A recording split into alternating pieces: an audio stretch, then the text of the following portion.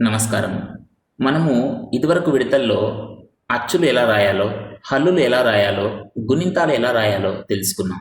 ఇప్పుడు 2 అక్షరాలు ఉన్న పదాలు ఎలా రాయాలో తెలుసుకుందాం.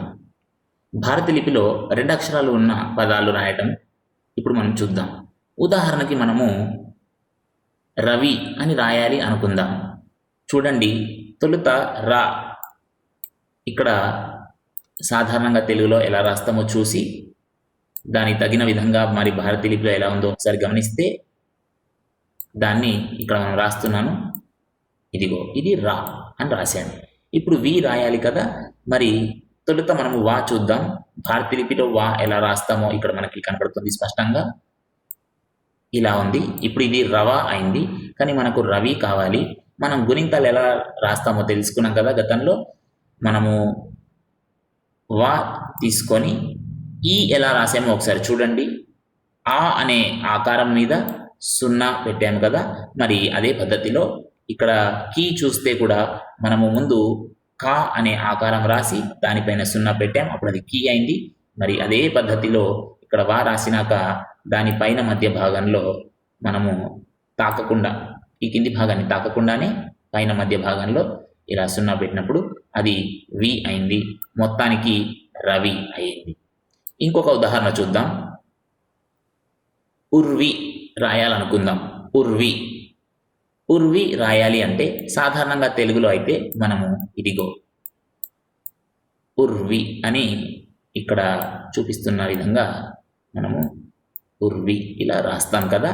మరి దీన్ని మనము భారతీయ లిపిలో ఎలా రాస్తామో చూద్దామా. ఊ రాసేద్దాం ముందుగా. మరి దానికోసం ఆ రాసాము. ఊ తెప్పించాలి అంటే పైన నామం లాగా పెడతాము, తాకకుండా ఉండాలి. కింది భాగాన్ని పై భాగం తాకకూడదు, జాగ్రత్త వహించాలి. కొంచెం స్పష్టంగా ఉండడం కోసం నేను కాస్త పైకే రాస్తాను, తాకకుండా. ఇది ఊ అయింది. ఇప్పుడు జాగ్రత్తగా గమనించండి. ఉర్వి అన్నప్పుడు ఉర్ వి అని మనం పలుకుతున్నాం. ఉర్ అంటే రా అనే అక్షరాన్ని మనము సగమే పలుకుతున్నాం. కాబట్టి మనం ఏం చేస్తామంటే ముందు రా ఇక్కడ రాసుకుందాం. అంటే భారతీయ లిపిలో రా ఎలా ఉందో మనం చూసాం కదా. ఆ రా ఇక్కడ రాస్తున్నాము. ఇలా రాయడం వల్ల ఇది ఉరా అయింది. మనకు రా సగమే కావాలనుకున్నాం కాబట్టి ఎప్పుడైతే సగం కావాలో అప్పుడు ఏం చేయాలో ఇక్కడ గమనించండి. ఒక ఉదాహరణ, ఇక్కడ హల్లులు అన్నది ఎలా రాశారో మీరే చూస్తే హా, ఇదిగో హా ఇలా రాశారు. తర్వాత హల్లులు దగ్గర చూడండి, హల్ హల్ అంటే లా రాసి లా పైన చుక్క పెట్టారు, చూసారా. హల్ తర్వాత మళ్ళీ లు లు ఉంది.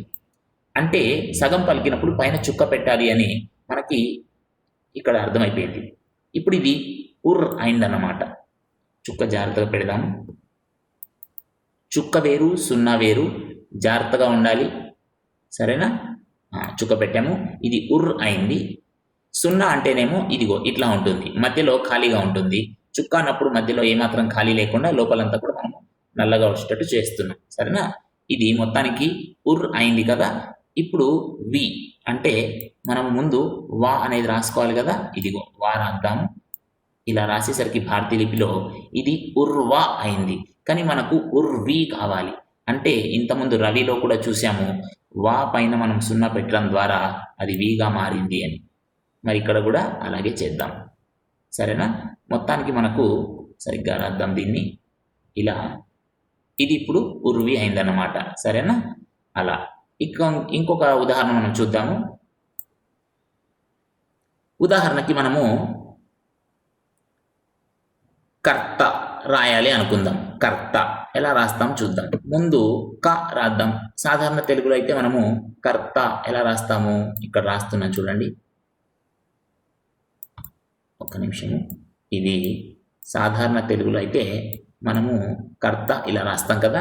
మరి మనకి క కావాలి అంటే ఇక్కడ నుంచి కా తెచ్చుకుందాం. ఇదిగో ఇక్కడ కా కనబడుతోంది కదా, అది ఇక్కడ రాశాను కా. ఇప్పుడు కర్త అన్నప్పుడు కర్త, ర్ అంటే రా రాసి దానిపైన మనము చుక్క పెడదాం, అప్పుడు అది కర్ అయింది, సరేనా. ఇప్పుడు తా రాయాలి. మరి ఇక్కడ తా ఎలా ఉందో చూద్దాం. ఇదిగో తా ఇది కదా, భారతీయ లిపిలో తా ఎలా ఉంటుంది అది చూస్తే మనకి స్పష్టంగా తెలిసిపోతుంది కర్త ఇలా ఉంది అని. సరేనా? కొంచెం స్పష్టంగా రాద్దాం పక్కకి. ఇదిగో అన్నమాట, ఇది కర్త. సరేనా? ఈ విధంగా మనము 2 అక్షరాల పదాలు ఎలా రాయాలో తెలుసుకున్నాం. ఇంకొక చిన్న ఉదాహరణ చూద్దాం. లక్ష్మి అని రాయాలనుకుందాం. మామూలుగా అయితే మనం ఎలా రాస్తాము గమనించండి జాగ్రత్తగా. తెలుగులో అయితే మనము ఇలా రాస్తాం కదా. మరి ఇప్పుడు మనం దీన్నే భారతీయ లిపిలో ఎలా రాయాలో చూద్దాం. జాగ్రత్త గమనిస్తూ ఉండండి.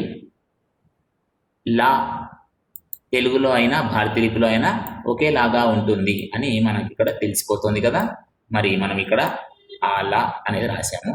ఇప్పుడు లక్ష్మి అనే పలికేటప్పుడు గమనించండి, లక్ మీ అని కాస్త నిదానంగా ఆగుతూ పలికితే మనకు తెలుస్తోంది. లక్ మీ అని వస్తోంది పలికేటప్పుడు ఉచ్చారణ. కాబట్టి లక్ అన్నప్పుడు ముందుగా మనము కా రాసి ఆ తర్వాత కాని సగమే పలికేటట్టు చేయాలి. అంటే కా ఇక్కడ ఉంది కదా, మనం దాన్ని రాసుకుంటున్నాం. ఇలా రాయడం వల్ల ఇది లక అయింది. మరి మనము లక్ మీ అన్నప్పుడు క్ అన్నప్పుడు మరి ఇంతకుముందు చెప్పుకున్న ఉదాహరణ ప్రకారము పైన మధ్య భాగంలో ఒక చుక్క పెట్టుకోవాలి. ఇది లక్ అయింది కదా, లక్. ఇప్పుడు అని వచ్చేటట్టు చేయాలి. అంటే ఏం చేస్తాం మనము ఇక్కడ చూసుకోండి, ఇది ఎలా రాస్తున్నాము. సరేనా? అంటే ఎస్ లాగా రాసి దాని కింద కొంచెం బాగా రాద్దాము. ఇలా రాసి దాని కింద 2 గీతలు పెడితే ఇది లక్ష అయింది. కానీ మనకి ఇప్పుడు లక్ష కాదు కావాల్సింది, మన లక్ష్యమే వేరు. మన లక్ష్యం ఏంటి? ఇప్పుడు మనము లక్షతో ఆగిపోకూడదు, లక్ష్మి అని రాయదలుచుకున్నాం కాబట్టి ఇది లక్ష అయింది. ఇప్పుడు లక్ష్మి కదా, క్ష్ అన్నాం కాబట్టి మళ్ళీ సగమే పలుకుతున్నాం కాబట్టి ఇక్కడ ఇంకోసారి చుక్క పెట్టాల్సి వస్తుంది. ఇది లక్ష. ఇక మీ రాయాలి అంటే మా ఎలా ఉందో చూడండి. ఇదిగో మా రాసే పద్ధతి ఇది. కాబట్టి ఇలా రాస్తే లక్ష్మ అయింది. ఇప్పుడు లక్ష్మి అంటే ఇకారం కదా, మరి ఇకారం రావాలంటే చూడండి, కక్క కీలో మనం ఏం చేసాం, కా పైన 0 పెట్టాము. ఆ ఈలో ఏం చేసాం చూడండి, ఆ పైన 0 పెట్టాము. అదేవిధంగా మరి మా పైన మధ్య భాగంలో ఒక 0 పెడితే ఇప్పుడు అది లక్ష్మిగా మారిందన్నమాట. ఒకసారి జాగ్రత్తగా అర్థం. అలా సరిపోయింది కదా. ఇట్లా మీరు వివిధ పదాలు సులభంగా రాయొచ్చు. ఉచ్చారణ స్పష్టంగా ఉన్నప్పుడు రాతలో కూడా ఎటువంటి ఇబ్బంది లేకుండా ఉంటుంది. ధన్యవాదములు.